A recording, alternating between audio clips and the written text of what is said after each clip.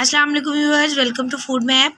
आज मैं आपके लिए बहुत ही मज़ेदार से डिज़र्ट की रेसिपी लेके आई हूँ, जो कि बहुत ही जल्दी से बनके तैयार हो जाता है। अगर कभी आपका कुछ मीठा खाने को दिल करे तो ये रेसिपी आप ज़रूर ट्राई कीजिएगा और आप इसे बनाकर मेहमानों को भी सर्व कर सकते हैं या किसी दावत में भी बना सकते हैं। बहुत ही ज़बरदस्त रेसिपी है, तो चलिए जल्दी से बनाना शुरू करते हैं।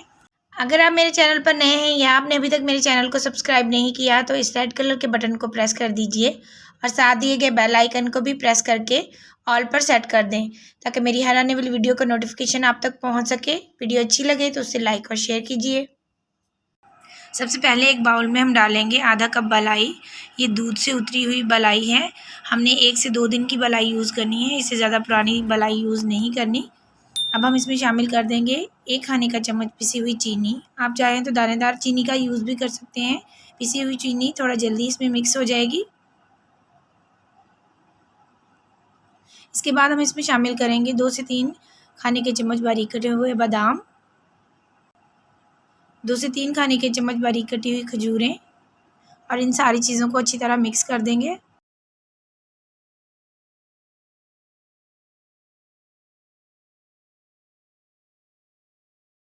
अब हम इसे फ्रिज में रख देंगे ठंडा होने के लिए।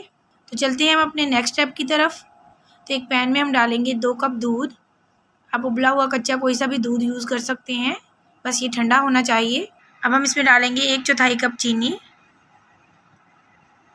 आधा कप मिल्क पाउडर। आप किसी भी ब्रांड का मिल्क पाउडर यूज़ कर सकते हैं और 1 खाने का चम्मच हम इसमें डाल देंगे कॉर्नफ्लोर और इन सारी चीज़ों को अच्छी तरह मिक्स कर देंगे।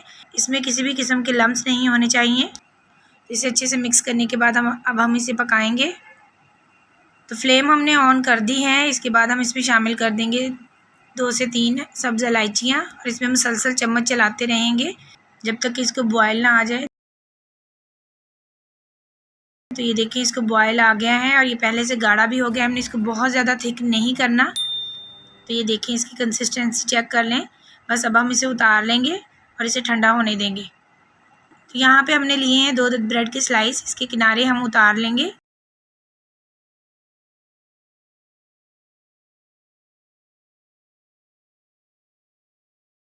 एक स्लाइस को हम साइड पे कर देंगे और दूसरे स्लाइस के ऊपर हमने जो स्टफिंग तैयार करके रखी थी वो इसके ऊपर फैला देंगे अच्छे से।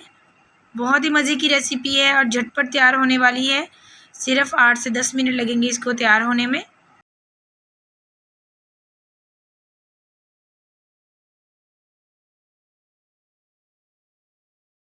अब हम इसके ऊपर दूसरा स्लाइस भी रख देंगे और इसको अच्छे से कवर कर देंगे और नाइफ़ की मदद से इसको इस तरह ट्रायंगल शेप में काट लेंगे।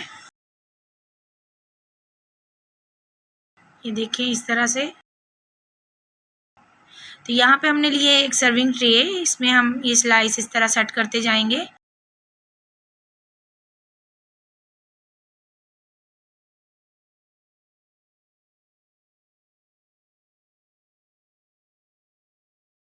अब हम इसके ऊपर दूध का जो मिक्सचर हमने तैयार किया था वो डाल देंगे और इनको अच्छे से इससे कवर कर देंगे।